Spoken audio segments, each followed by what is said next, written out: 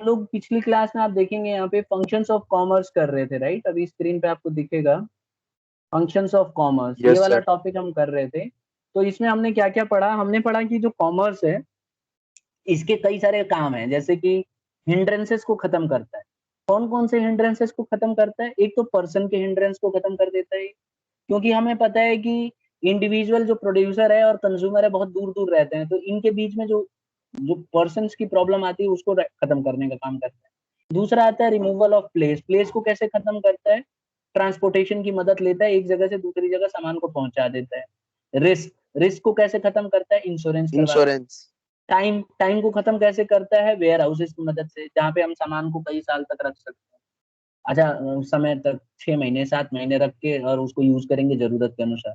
फिर hindrance of knowledge भी हमने पढ़ा, जिसमें एडवर्टाइज करके हम प्रोडक्ट के बारे में बता सकते हैं। और हिंड्रेंस ऑफ फाइनेंस भी पढ़ा था हमने। कौन करता है दूर हिंड्रेंस ऑफ फाइनेंस को? Bank. Bank. Very good, very good. तो बैंक करता है। तो आज हम आ जाते हैं टाइप्स ऑफ ट्रेड में, कि ट्रेड कितने तरह के होते हैं। देखो, सबसे पहले तो ये है कि ट्रेड होता क्या है। देखिए, ट्रेड जो है buying and selling of goods which involves the exchange of commodities for money और मनी वर्क। कह रहा है कि ट्रेड कोई भी ऐसी चीज हो सकती है जिसमें हम खरीदना और बेचना करते हैं, और जिसके अंदर एक्सचेंज का होता है, मतलब एक्सचेंज होता है, चाहे वो पैसे के लिए होता है। कोई भी चीज जब हम पैसे के लिए एक्सचेंज करते हैं, अदला बदली करते हैं, तो उसको हम ट्रेड कहते हैं। जैसे ये देख रहे हो पिक्चर में, अदला बदली हो रहा है, ये सामान दे रहा है, ये पैसे दे रहा है। पैसे मतलब कार्ड दिखा रखा मैंने यहाँ पे, तो ये लोग डेबिट कार्ड या क्रेडिट कार्ड के थ्रू पे करते हैं हम, तो ये पैसा दे, हमें सामान दे देते हैं।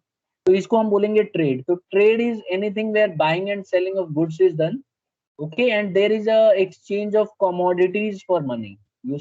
ये ध्यान रखिएगा। अब ट्रेड दो तरह के होते हैं। कौन कौन से? एक होम ट्रेड होता है, एक फॉरेन ट्रेड होता है। ठीक है, trade, there are two types of trade. अच्छा, एक बच्चा मुझे बताया जा रहा है ट्रेड क्या होता है? कुशा, बाइंग ट्रेड। एंड अच्छा, कुशा बताएंगी, कुशा बताओ, अनम्यूट करो। कुशा अनम्यूट करो, हाँ बताओ ट्रेड क्या होता है?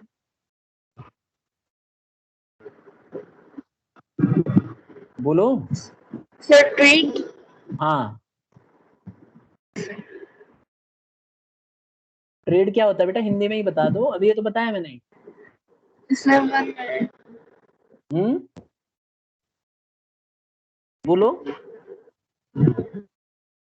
सर ट्रेड ट्रेड होता है जो इकोनॉमिक कंसेप्ट को इन्वॉल्व करता है बाइंग और सेलिंग के गुड्स और सर्विसेज में, जिसमें बायर हमें पे करता है और हाँ, एक्सचेंज ऑफ गुड्स होता है ठीक है। दो पार्टीज के तो बीच में। ठीक है, उदित भी बता रहे हैं। उदित, उदित ने हैंड रेज बाय किया था। हाँ, सेलिंग। यस हाँ, सर। सर बाय सेलिंग और purchase of good with the term of money and credit sir. ठीक है, वेरी गुड। बस इतना सिंपल। कुशा ने भी सही बताया, आपने भी सही बताया, लेकिन कुशा उसको पता नहीं महाभारत की तरह क्यों बना रही थी खतरनाक। बिल्कुल सिंपल भाषा में बताया करो बेटा। बस बोलो सर कि ट्रेड है, it is buying and selling of goods which involves money. Okay, buying and selling of goods where money is involve, that is known as trade. बस हो गया आंसर कर। इतना सिंपल रखो बेटा, यस सर। ठीक है? आगे बढ़े।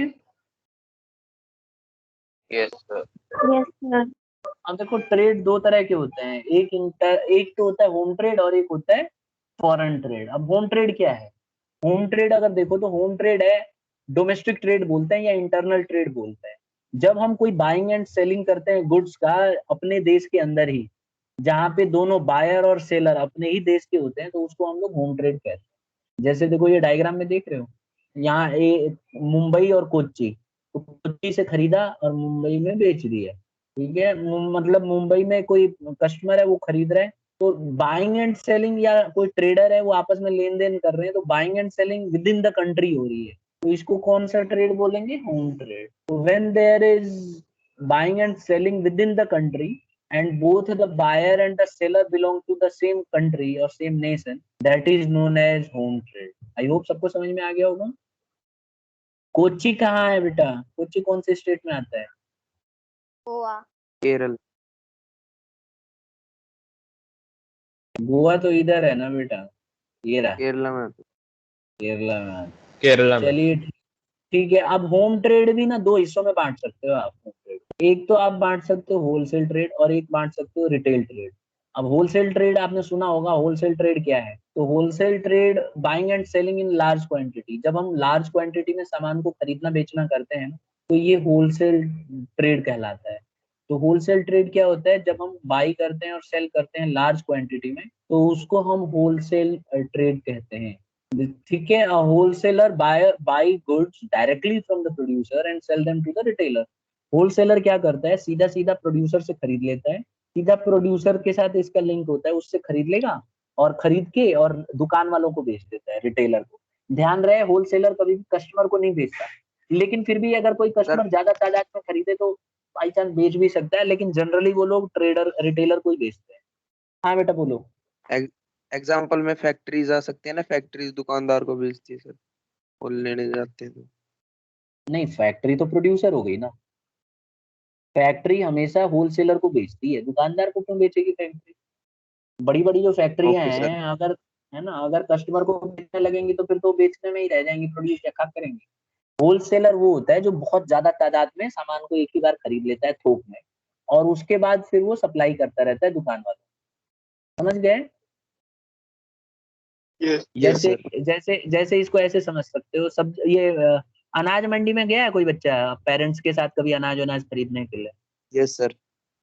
तो आपने क्या देखा बेटा वहां पे, थोड़ा बताओगे? क्या नोटिस किया वहां पे सर आपने? बहुत सर वहाँ सर पे बहुत जो भी सारे चीज की होती है ज्यादा ही अमाउंट। हाँ, बॉयज में से जो बता रहे हैं वही बताओ। हाँ गर्ल्स अभी थोड़ी देर चुप रहना है, बॉयज को बताना तो सर बढ़िया से वहाँ समझ। सर वहाँ पे सर वहाँ पे लार्ज अमाउंट में सारी चीजें मिलती हैं, और सर मतलब ऐसे नहीं कि 1 किलो ले लिया 2 किलो, सर वहाँ पे जैसे अगर लेना हो तो या फिर 50 किलो 100 किलो ऐसे बिकते हैं सर। बिल्कुल सही। और एक चीज आपने नोटिस किया होगा, आप अगर सुबह सुबह ही चले जाओगे ना तो जो बड़े बड़े किसान है ना, किसान अपने ट्रैक्टर में या ट्रक में भर के लाते हैं अनाज, यस और सर। लाके और वहाँ पे ना वो जो डीलर होते हैं ना, होलसेलर होते हैं उनको, वो लोग सीधा उनके सारा का सारा गाड़ी का सारा अनाज ही खरीद लेते हैं एक ही बार। ठीक है, जैसे मान लो 4 ट्रॉली खरीदना है या 10 ट्रॉली है, तो उससे पहले ही बात हो जाती है, वो आता है सीधा फिक्स रेट पे, जो भी रेट चल रहा होता है उस पे होलसेलर उसका पूरा ट्रॉली का सारा अनाज खरीद लेता है और रख लेता है अपने पास। और वहां से दुकान वाले आते हैं और ज्यादा ज्यादा ले जाते हैं तादाद में। लेकिन हम जैसे कस्टमर भी जाके ला सकते हैं, अगर हमें 4-5 टन लाना हो तो हम भी जाके ला सकते हैं। ठीक है, उनको बस ये है कि वो लार्ज क्वांटिटी में बेचते हैं। अगर आप बोलोगे मेरे को 5 किलो लेना है तो फिर वो हाथ जोड़ लेंगे। ठीक है, वो बोलेंगे भैया दुकान से ही ले लेना, यहाँ से रहने दो, और आपको फायदा भी नहीं है। समझ गए होंगे आप क्या बोल रहा हूँ? Yes sir. तो होलसेलर कौन होता है? ये भी एक टाइप ऑफ ट्रेड है। ठीक है, तो हमने क्या क्या पढ़ा बेटा, एक बार फिर से वापस जाते हैं वहां पे। ये देखो, हमने पढ़ा ट्रेड, दो तरह का ट्रेड होता है, एक होम ट्रेड ट्रेड एक एक होम ट्रेड और दूसरा फॉरेन ट्रेड। फिर हमने पढ़ा होम ट्रेड वो ट्रेड होता है जो देश के अंदर ही अंदर किया जाता है, और बायर और सेलर दोनों अपने ही देश के होते हैं। अब हमने फिर पढ़ा होम ट्रेड दो हिस्सों में बांटा जा सकता है, एक होलसेल ट्रेड और एक रिटेल ट्रेड। फिर हम पढ़ेंगे होलसेल ट्रेड क्या होता है। तो wholesale trade buying and selling in a large quantity होता है। जब ज्यादा तादाद में कोई खरीदने लग जाए तो उसको होलसेल ट्रेड कहते हैं। ठीक है, लेकिन रिटेल ट्रेड क्या होता है? रिटेल ट्रेड होता है बाय बाइंग और एंड सेलिंग सेलिंग ऑफ और गुड्स इन स्मॉल क्वांटिटी। जब स्मॉल क्वांटिटी में दुकानदार खरीदे तो उसको हम लोग रिटेल ट्रेड कहते हैं। अगर आप देखोगे जैसे इसमें क्या होता है कि रिटेलर जो है गुड्स खरीदता है होलसेलर से, और थोड़ा थोड़ा खरीदता है। जैसे आपने देखा होगा ना, दुकान वाला जो है थोड़ा सा सामान खरीद लेगा और उसको पूरा बेचेगा, फिर खरीदेगा फिर बेचेगा, तो कस्टमर के हिसाब से वो खरीदता बेचता है। क्लियर है सबको? Yes sir. हाँ, यस सर। इसी को हम रिटेल ट्रेड कहते हैं। जैसे सब्जी वाले होते हैं, आपने देखा होगा, आप सब्जी देखो, जो मंडी है सब्जी मंडी, वहां पे सारी सब्जी खरीद लेते हैं होलसेलर, फिर वहां से आगे सप्लाई करते हैं, और छोटे छोटे दुकान वाले और ये जो है अपना ठेले लगाने वाले जो है, ये लोग खरीद लेते हैं उनसे और ला ला के बेचते हैं।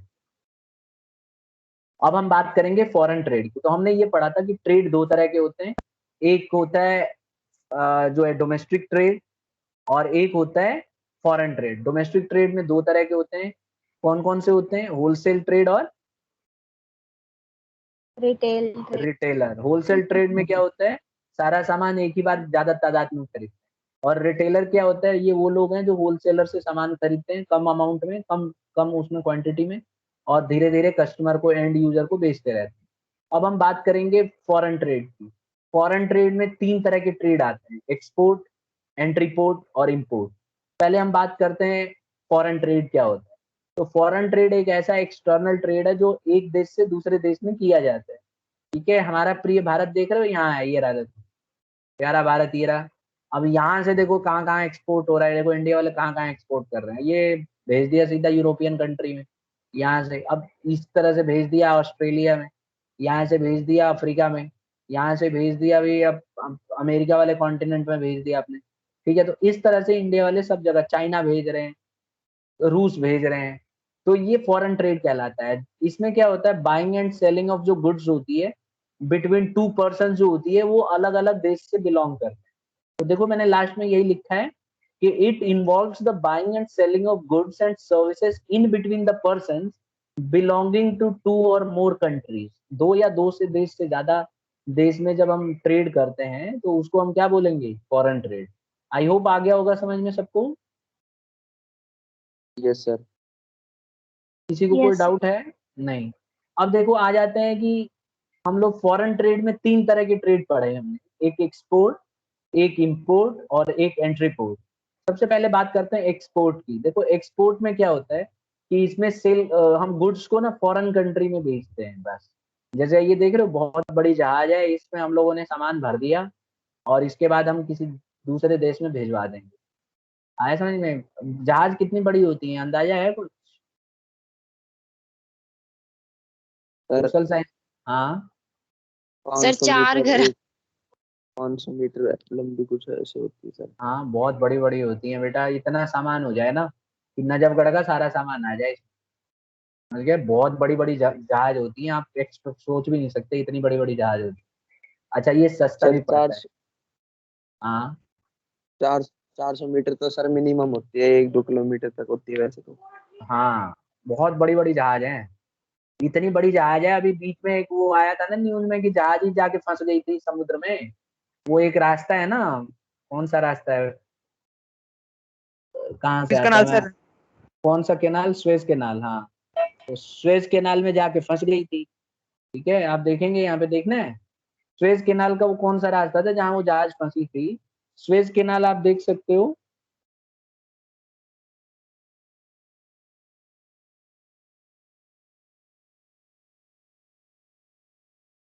ये देखो स्वेज कैनाल में ब्लॉकेज हो गया था, यहाँ देखो मैं दिखा देता हूँ आपको। इतनी बड़ी बड़ी जहाज होती हैं, आप सोच नहीं सकते। ठीक है, यहाँ पे क्या हुआ था, जहाज ये देखो, ये पढ़ के दिखा रहा हूँ देखो। द 400 मीटर लॉन्ग यानी कि 1300 feet vessel was buffeted by strong winds on the morning of 23rd मार्च। अब ये जाके उसमें ब्लॉक हो गई, और ब्लॉक हो गई तो भाई इसको छुड़ाने के लिए कई दिन लग गया था, पागल हो गए थे। और टेक्निकली कई बार ऐसे फंसती रहती हैं जहाजें, तो बहुत बड़ी बड़ी जहाज होती हैं, अभी इससे भी बड़ी बड़ी जहाज होती हैं, वहां जाके फंस जाती हैं।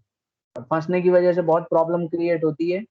और बहुत ही मतलब एक तरह से आप देख सकते हो इतनी बड़ी बड़ी जहाज रहेंगी, ठीक है, ये जाके फंस जाती हैं वहां। तो हम इस तरह से एक्सपोर्ट करते हैं। और एक्सपोर्ट जब एक देश से दूसरे देश में सामान जाता है तो उसको एक्सपोर्ट कहलाएगा। इंपोर्ट की बात करते हैं। इंपोर्ट में क्या होता है, जब हम कोई सामान बाहर दूसरे देश से खरीदेंगे ना, परचेज करेंगे, तो उसको इंपोर्ट कहते हैं। तो एक्सपोर्ट भी आपको समझ में आ गया, इंपोर्ट भी आ गया, ये पहले से ही आप जानते हो। इंपोर्ट का मतलब है जब हम दूसरे देश से। एंट्री पोर्ट क्या होता है, एक एंट्री पोर्ट टर्म हमने पढ़ा, ये वाला, ये क्या है, ध्यान से समझिए, ये इंपॉर्टेंट है। एंट्री पोर्ट में क्या होता है कि जैसे मान लो भारत है, अब भारत ने क्या किया, इंग्लैंड से कोई सामान खरीदा, ठीक है, और अपने देश में लेके आया, और उसी सामान को दोबारा से चाइना को बेच रहा है, ठीक है, तो ये क्या कहलाएगा, एंट्री पोर्ट। जब कोई एक देश दूसरे देश से सामान खरीदता है और उसी सामान को तीसरे देश को बेच देता है तो उसको एंट्री पोर्ट कहते हैं। Am I clear to everybody? ये सर Yes, सर sir. हाँ जी सर बोलो। चाइना डायरेक्टली सर एक इंग्लैंड तरीके से शॉपकीपर के जैसे, जैसे वो होलसेल से खरीदता है फिर हमको हाँ बेचता है। बिल्कुल बिल्कुल बिल्कुल, इसी को एंट्री पोर्ट। अब एक स्टूडेंट कह रही है कि सर डायरेक्टली इंग्लैंड से चाइना ना खरीद ले, इंडिया को खरीदने की क्या जरूरत है ना, यही पूछ रही हो ना बेटा? Yes sir. अच्छा ये बताओ, पाकिस्तान से हम लोग कोई सामान इंपोर्ट करते हैं क्या इस समय? नो सर, नो क्यों सर, क्यों नहीं करते? बिकॉज सर दोनों के रिलेशंस अच्छे नहीं है। तो कई बार ऐसा होता है कि जब दो कंट्री के बीच में रिलेशन अच्छे नहीं रहते और उसका सामान बहुत बढ़िया क्वालिटी का है और हमें खरीदना है, तो हम थोड़ा सा दिमाग लगाते हैं। हम बोल सकते हैं श्रीलंका से, इससे श्रीलंका से बोलेंगे भाई तेरा रिलेशन अच्छा है पाकिस्तान के साथ, तू खरीद ले। ठीक है, तो श्रीलंका कहता है अच्छा ठीक है मैं खरीद लेता हूँ, कोई दिक्कत नहीं। और फिर हम श्रीलंका से बात करते हैं यहाँ पे कि भाई हमें ये सामान दे दो, तो श्रीलंका बेच देता है इसको, तो एंट्री पोर्ट हो जाता है। आ गया समझ में? Yes sir. सर इसके और भी रीजंस हो सकते हैं ना, जैसे कि हो सकता है कि इंडिया चीप सप्लाई करता हो चाइना को, या फिर उसको ज्यादा मॉडिफाई करके करता हो चाइना को। मेरे ख्याल से ये रीजन अच्छा नहीं है, क्योंकि फिर एंट्री पोर्ट तो रह ही नहीं गया ना। डिस्टेंस हो सकता है सर। डिस्टेंस नहीं हो सकता बेटा, यही रीजन होता है कि जब किसी एक कंट्री के साथ दूसरे कंट्री की अच्छी नहीं बनती है तो फिर उनके बीच में व्यापार तो हो नहीं सकता। तो इंडिया क्या करेगा, उस कंट्री से खरीद लेगा जिससे उसकी अच्छी दोस्ती है, और ऑब्वियसली थोड़ा महंगा ही पड़ेगा इसको, सीधी सी बात है। पहले उस देश में जाएगा फिर उस देश से इंडिया आएगा, तो वो महंगा पड़ेगा। अगर आप खुद लाते तो एक आपको, तो इसीलिए वो देश भी तो कमाएगा ना फिर आपको बेच के। लेकिन मजबूरी के नाते ऐसा करना पड़ता है कई बार, क्योंकि कई बार कंट्रियों के बीच में अच्छे रिलेशन नहीं होते हैं, तो मजबूरी में ऐसा करना पड़ेगा। आ गया समझ में? Yes sir. हाँ, तो यही यही दिक्कत है। सबसे बड़ी दिक्कत यही है कि ऐसा हमें करना पड़ता है, नहीं करेंगे तो फिर प्रॉब्लम हो जाएगी। देखो मैं एक बार कोशिश करता हूँ समझाने की सी रूट से। देखो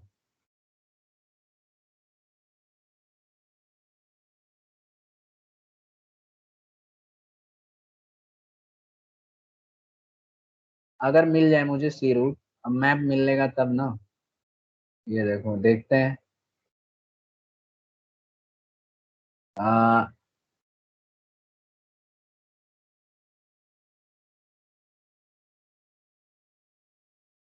ये देखो ये वाला देख रहे हो, देखता हूँ आ यस जाए सर। तो। ये सी रूट है। अब देखो इसमें कितना कॉम्प्लिकेटेड हो जाता है कई बार, ये बड़ा नहीं हो पा रहा है, इसी से काम चलाना पड़ेगा। ये देखो इतने इतने बड़े बड़े सी रूट होते हैं देखिए। अब ये देखो कहाँ कहाँ से ये रास्ते से इधर से उधर, उधर से इधर, इधर से उधर। अब कई बार क्या होता है, एक देश की दूसरे देश से नहीं बनती, वो खरीद लेता है फिर उससे हम खरीद लेते हैं। ठीक है, क्योंकि वो डायरेक्टली वो देश से मांगोगे तो वो नखरे करेगा, बोलेगा हम नहीं बेच रहे, हम नहीं भेजेंगे। तो हम लोग इंतजार करते हैं, ठीक है भाई तू दूसरे देश को बेच दे, हम उससे खरीद लेंगे। थोड़ा महंगा पड़ता है लेकिन खरीद तो सकते ही हैं, क्या दिक्कत है? तो इसीलिए हम कई बार ऐसे चीजों को हम कर सकते हैं। ठीक है, यस सर। हाँ तो इस तरह तो से हो जाता है। उस देश को पता नहीं होगा कि ये इसलिए खरीद रहे हैं ताकि उसको बेच सके। तो पता करके क्या कर लेगा, कोई दिक्कत नहीं है, पता करने दो, सर पता अगर रहता है। फिर उसने वो नखरे किए तो बेचने में। वो करे, वो जाने, वो उसका काम जाने, हम तो खरीदेंगे। ठीक है, ऐसे कई देश हैं जो ऐसे ड्रामेबाजी करते हैं, कई देश हैं जो सामान नहीं बेचते जल्दी। ठीक है, लेकिन हम दूसरे के थ्रू खरीद लेते हैं। पाकिस्तान को क्या पता नहीं है कि हम लोग उसकी कई सामान दूसरे कंट्री के थ्रू खरीद रहे हैं, लेकिन वो बेचता है मजबूरी में। और इंडिया से मजबूरी में डायरेक्टली खरीदता भी है, क्या करेगा, खुद का तो कुछ होता नहीं है उसके पास, मजबूरी में खरीदता है। ठीक है, सर कौन सा सामान खरीदते हैं पाकिस्तान अरे से? भाई कई सारी चीजें पाकिस्तान की बहुत प्रसिद्ध हैं। एक बार मुझे याद है हमने प्याज खरीदा था, जब वाजपेयी की, जब प्याज बहुत महंगी हो गई थी, तो इंडिया ने पाकिस्तान से प्याज खरीदा था, ट्रेन भर भर के आई थी प्याज।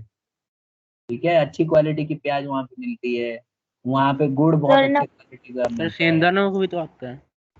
क्या? हाँ, बहुत सारी चीजें आती हैं, बहुत सारी चीज अभी भी हम इंपोर्ट करते हैं, ऐसी बात नहीं है। कौन कौन से पॉपुलर आइटम है मतलब जो पाकिस्तान से इंडिया खरीदना चाहती है? मेरे ख्याल से एक तो गन मतलब, हाँ बोलो। गुड़। Sir salt. कौन सी टी?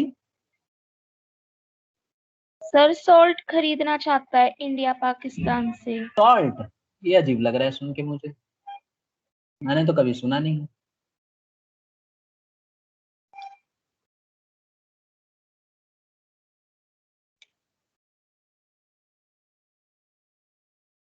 चलो देख ही लेते हैं।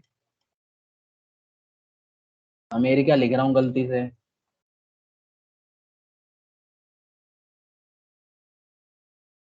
ये लो देख लेते हैं अब। कॉटन टेक्सटाइल बेटा, cotton textile production and manufacturing जो है काफी अच्छी मानी जाती है, ये देखो। ठीक है, सबसे ज्यादा एक्सपोर्ट क्या करता है पाकिस्तान?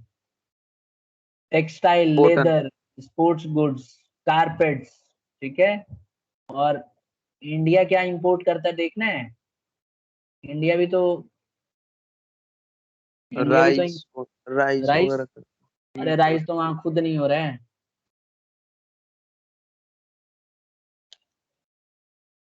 ये देखो पहले ही आ गया भाई, कंप्यूटर भी समझदार है, क्या ढूंढना चाहे। ये देखो, ये देखिए, India major imports from Pakistan in 2018-19 were mineral fuels and oils, edible fruits, nuts.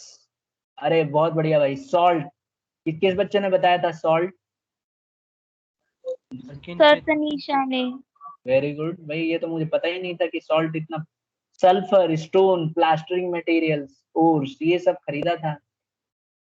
और आप देखना चाहोगे इंडिया क्या एक्सपोर्ट करता है? देखो जरा, इंडिया एक्सपोर्ट करता है, करा है, अब तो खैर बंद ही हो रखा है।